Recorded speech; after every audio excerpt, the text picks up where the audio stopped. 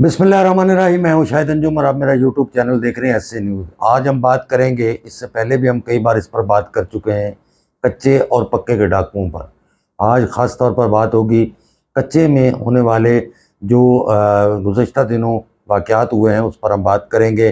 हुकूमत सिंध की तरफ से भी बार बार जो है इस पर बड़ी हिकमत अमली बनाई गई और हमने ये देखा कि जो कौमी शाहरा है, जिसको हम CPEC भी कहते हैं, वहाँ पर भी मैंने चंद रोज़ पहले उस पर सफ़र किया और मोटरवे जब मैंने देखा तो दोनों इतराफ़ में जो है वो पुलिस की चौकियाँ कायम की जा रही थी और पुलिस का गश्त तो मुझे कहीं नज़र नहीं आया। बहरहाल रेंजर्स की गाड़ियाँ मुझे एक दो जगह पर जो है वो पिकट होती हुई जो है वो नज़र आई हैं, लेकिन मैंने उस तरह से जिसको हम ये कहें कि गश्त था वो मैंने नहीं देखा। उसके बाद जब मैं वापस कराची आया हूँ तो फिर हमने ये इस वक्त जो ऑब्ज़र्व किया है कि वहाँ पर कश्मीर से जो है वो बलूचिस्तान की तरफ जाते हुए एक बुगटी कबीले का नौजवान, जिसको गोलियां मारकर जो है डाकुओं ने भून दिया था, उसके बाद एक नई जंग शुरू हो गई और बुगटी कबीले की तरफ से जो है वो बाकायदा कच्चे के इलाके में जो है वो धावा बोला गया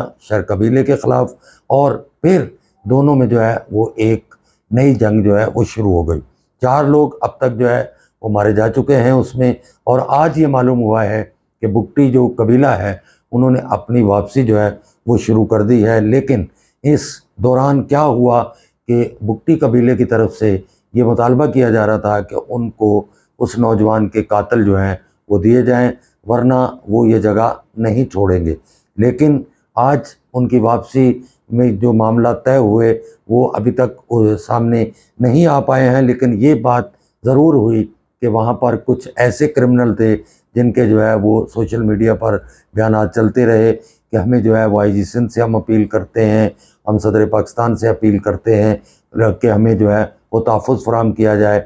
ये इस बात की दलील थी कि डाकू जो हैं वो इतने बड़े नहीं हैं कि उनको कोई कंट्रोल नहीं कर सकता। अफसोस की बात यह है कि हमारे सिक्योरिटी इदारे जो हैं वो अभी तक कोई खातर खा कामयाबी वहाँ पर हासिल नहीं कर सके। हाँ, बुगटी कबीले की तरफ से जब लड़ाई शुरू की गई तो बुगटी काफ़ी हद तक जो है अंदर आ चुके थे कच्चे के इलाके में, और डाकुओं की तरफ से ये इल्ज़ाम लगाया जा रहा था जो शर कबीला था जिससे ताल्लुक़ है डाकुओं का, उनका ये कहना था कि उनके साथ बलूचिस्तान और पंजाब पुलिस जो है वो भी जो है वो अंदर दाखिल हुई है।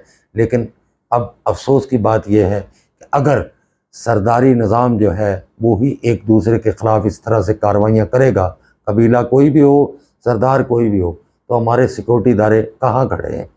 उनकी जो क्रेडिबिलिटी थी वो कहाँ जो है उस पर जो है एक सवालिया निशान आ रहा है। क्योंकि अगर लोग अपनी जंग खुद ही लड़ना शुरू कर देंगे और अपने कातिलों को खुद ही तलाश करना शुरू कर देंगे तो मेरा ख्याल उसके बाद हमारी जो सिक्योरिटी इदारे हैं उनकी कहीं हमें ज़रूरत नहीं पड़ेगी।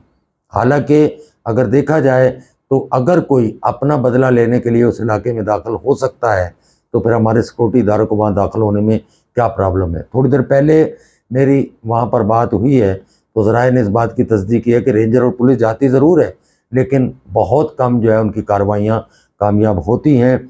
और अब तक पंजाब, बलूचिस्तान और सिंध से, शहरों से, देहात से 65 लोग जो हैं वो अगवा हुए हैं जो कि कच्चे के इलाके में मौजूद हैं, लेकिन अभी तक जो लोग बाजियाब हुए हैं वो बाकायदा जो है वो बाजियाबी के लिए तावान की रकम देकर ही आए हैं।